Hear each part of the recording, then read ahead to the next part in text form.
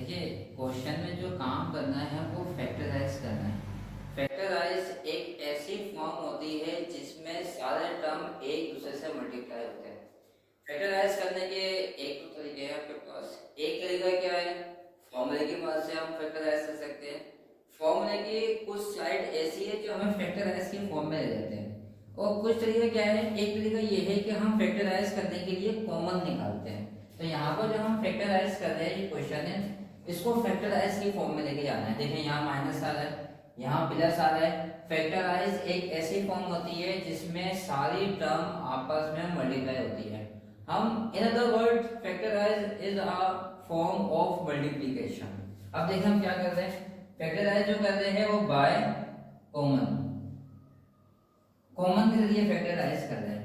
यानी हमें क्या करना है, इन तीनों में जो कॉमन है उसको कॉमन लेना है।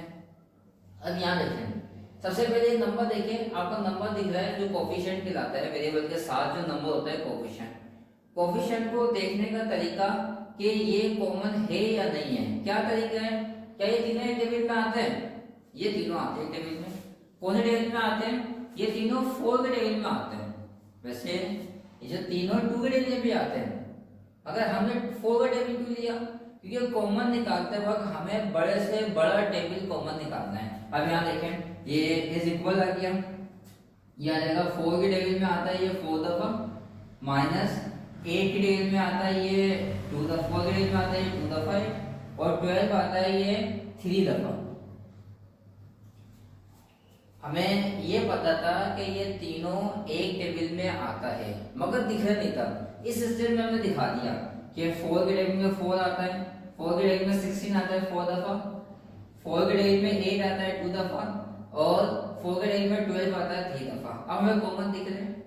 यहाँ देखें, वेरिएबल निकालने से पहले अगर हमें आपको ये चेक करना है कि वेरिएबल कॉमन है या नहीं है, तो तरीका क्या है, आप इस तरह चेक करें कि सबसे स्मॉलेस्ट पावर, वेरिएबल कॉमन निकालते वक्त हमें सबसे स्मॉलेस्ट पावर को कॉमन निकालना है। जैसे यहाँ पर देखें, यहाँ पर एक्स स्क्वायर है, एक्स है, यहाँ पर एक्स स्क्वायर है, यहाँ पर एक्स स्क्वायर है, तो सबसे स्मॉलेस्ट पावर क्या है, एक्स है। इन तीनों में जो कॉमन है वो एक्स कॉमन है, हमें एक्स को बाहर निकालना है। अच्छा, यहाँ पर तो एक्स दिख रहा है, यहाँ नहीं दिख रहा, यहाँ पर 2x है, तो हम इसको एक्सपेंड कर सकते हैं, इसको हम ब्रेक कर सकते हैं पावर में। यहाँ देखें, यहाँ पर 2 है, 1 लाना है हमें। z में अगर कॉमन निकाले तो z में कॉमन क्या आ रहा है, सबसे स्मॉलेस्ट पावर जो कॉमन है वो z स्क्वायर। अब देखिए, इसको काम क्या कर रहा हूँ मैं, थोड़ा सा एक्सपेंड करके लिख रहा हूँ। ये z स्क्वायर x ऐसे आ जाएगा, माइनस यहाँ आ जाएगा z स्क्वायर x x, क्या आ जाएगा x x z स्क्वायर, ये आ गया z। देखिए मैंने क्या करा, मैंने इसको ब्रेक करा, x स्क्वायर को लिख दिया x into x, x multiply x, यहाँ पर 2x है, यहाँ पर भी 2x है। यहाँ पर देखिए z3 है, एक z2 बना दिया, एक z1 बना दिया। अच्छा, z3 को 2 और 1 में ब्रेक क्यों करा? इसलिए करा क्योंकि हमारे पास जो स्मॉलेस्ट पावर है वो z2 है, z स्क्वायर है। कॉमन निकालने के लिए हमें कॉमन दिखना चाहिए कि इन तीनों में कॉमन क्या है।